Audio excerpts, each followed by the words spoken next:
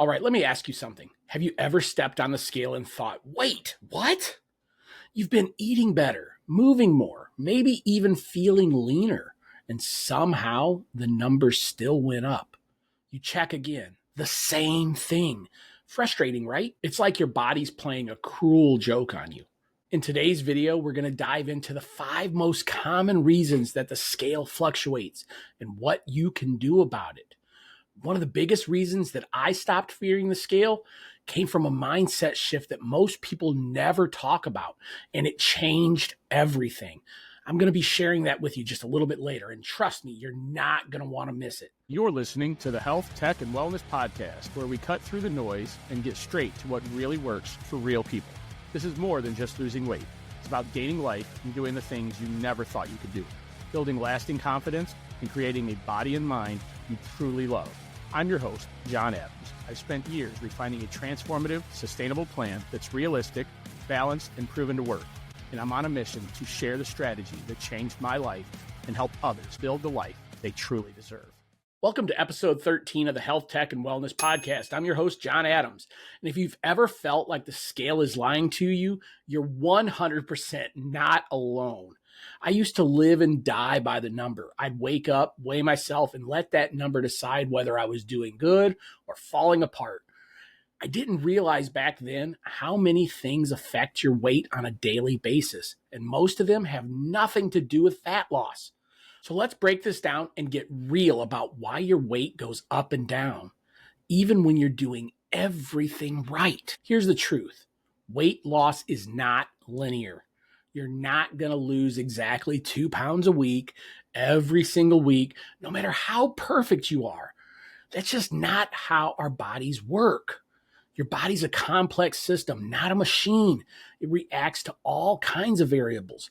Water retention from salty meals or hormone shifts, digestive changes. Yeah, if you haven't gone to the bathroom, the scale knows. Stress and sleep. Both of these completely mess with your metabolism if you have too much stress or too little sleep.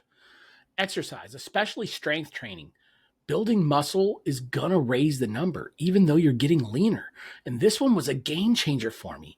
When you're gaining strength, you might not see weight drop, but your body's changing. These are all ways that the scale cannot measure. Back when I first started getting serious about my health journey, pre-living 95, I'd lose a few pounds, and then I'd stall or even gain it all back, and then I'd panic. I'd start doubting myself. Sometimes I'd even give up for a while. I did this over and over for 20 some years. But over time, I realized something. That number is data, not a diagnosis. It doesn't define your success. It definitely doesn't define your health. And 100%, it does not define your worth. So let's talk about the most common reasons that the scale fluctuates. Number 1, water weight. This one's a big one. Salt, carbs, even heat and humidity can cause your body to hold on to water. You can gain 2 to 4 pounds of water weight overnight just from a high sodium meal. That doesn't mean you gained fat. Number 2, hormones, especially for women. Hormone cycles can cause big shifts in water retention and digestion. And this is totally normal and nothing to panic about. Number 3, muscle gain. When you start lifting or doing resistance training, you're likely gonna gain some muscle. And this is all while you're still losing fat. And the scale may not move at all. It actually may even go up if you're doing extreme workouts. But your clothes are gonna fit differently and you're gonna feel stronger. Number 4, food in transit. Yep, just the fact that you ate late or that you had a big meal that you haven't digested everything yet, that's gonna add weight. It's not fat, it's just food doing its thing through your body. And number 5, before we get to that huge mindset shift, stress and sleep. Lack of sleep raises cortisol. Cortisol causes water retention and makes fat loss harder. You might be eating clean. You might be working out and still not seeing the scale drop because your nervous system is in overdrive. So what do you do when the scale jumps for absolutely no reason? It's simple. Step back and look at your habits, your energy, your consistency, your mood, your sleep. Are you trending in the right direction? Then you're doing great. Because living 95 is not about perfection. It's about consistency, flexibility, and real life sustainability. It's about trusting the process, not panicking over every time the scale blips. And this is where I want to share something personal that's helped me a ton. Remember that mindset shift that I told you about earlier? Well, here it is. When it comes to the scale, I've adopted a mindset that goes against what most people say, but it works for me. And I recommend it to anybody who's going to use the scale at all on their weight loss journey. If you're going to use the scale, use it daily. Now, hear me out.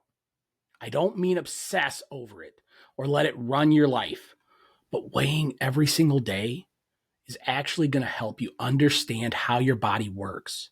It's going to give you real insight into natural rhythms of weight fluctuation. Because here's what happens. With weekly weigh-ins, let's say you weigh in every Friday morning. 1 week, you catch your weight at a low point. It's actually not dropped, but it's on a low point. And then the next week, you're holding on to water, or you had a heavier meal Thursday night. And bam, the number jumps even more than you've ever seen before. And it looks like you've gained a ton of weight that you really did not gain. What really is happening, it's just fluctuation. Or the opposite, you hit a low and you think you dropped a ton of weight, when in reality, it's just temporary water loss. And that's what used to mess with my head. Weekly weigh-ins felt like a lie. But when I started weighing in daily, I could see the range. My weight would move up, it would move down, but it was always moving in the right direction on Living 95. I started learning my body, how salt affects me, how my sleep impacts my weight, and when my body actually holds or releases water. So for me, if you're going to use the scale, do it right. Weigh daily. Stay emotionally neutral, though. You're going to start tracking your average, not the individual number. And that's the key. The number isn't good or bad. It's just feedback. So here's what I want you to remember. You don't gain 3 pounds of fat overnight. One off day doesn't erase all your progress. The number doesn't reflect all the healthy changes that are happening inside your body. We're playing the long game. And in the long game, fluctuations are normal. So give yourself grace. Stick to the plan and keep showing up. Now, if you're still in the early stages of your journey, I know how tough this can be. The scale feels like your scoreboard, but trust me, it's just one more tool in your toolbox. Start measuring your progress in other ways. How you feel mentally and physically, how your clothes are beginning to fit, how much energy that you have, whether you're building habits that you can stick with.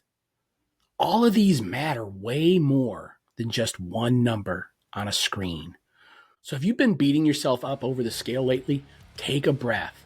You're not doing anything wrong. You're human, and your body is doing its best to keep up. Focus on progress, not perfection. Thank you for tuning in to episode 13 of the Health, Tech, and Wellness podcast. If this episode gave you a little clarity or peace of mind, do me a favor, hit that like button, share this episode with someone who needs to hear it, and drop a comment. Let me know what's your relationship with the scale. Make sure that you subscribe so we can keep these conversations going every single week. And as always, stay healthy, stay balanced, and keep driving forward. I'll see you next time.